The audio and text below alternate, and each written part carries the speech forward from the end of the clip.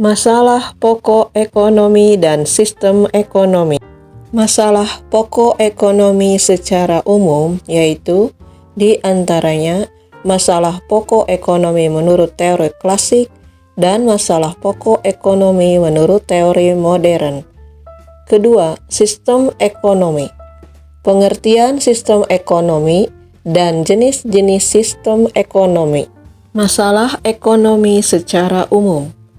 Secara umum, masalah pokok ekonomi adalah kebutuhan manusia yang tidak terbatas, sedangkan alat pemuas untuk memenuhi kebutuhan sifatnya terbatas, sehingga manusia harus dapat menentukan kebutuhan mana yang harus didahulukan agar seluruh kebutuhannya dapat terpenuhi.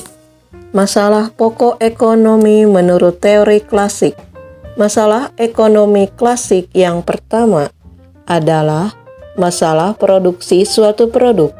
Produsen, dalam hal ini perusahaan, harus mengetahui dan memprediksi secara tepat barang dan jasa yang dibutuhkan konsumen seperti apa dan berapa jumlah yang harus diproduksi, supaya tidak berlebih dan kurang di pasar. Yang kedua adalah masalah distribusi. Distribusi dapat dilakukan dengan dua cara, yaitu sebagai berikut. Yang pertama, distribusi langsung. Artinya, menyalurkan barang dari produsen langsung kepada konsumen tanpa melewati perantara. Contohnya, seorang penjual martabak memproduksi sendiri dan langsung menjual dagangannya kepada pembeli atau konsumen. Yang kedua adalah distribusi tidak langsung, artinya menyalurkan barang dari produsen kepada konsumen melalui perantara, misalnya melalui pedagang besar atau grosir, pedagang kecil atau retailer, agen, makelar, komisioner, eksportir, importir, dan penyalur-penyalur yang lainnya. Yang ketiga adalah masalah konsumsi.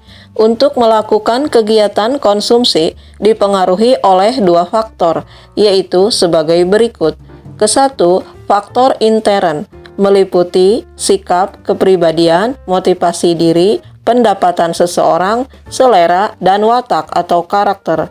Dan yang kedua adalah faktor ekstern, meliputi kebudayaan, adat istiadat, lingkungan masyarakat, status sosial, keluarga, dan pemerintah.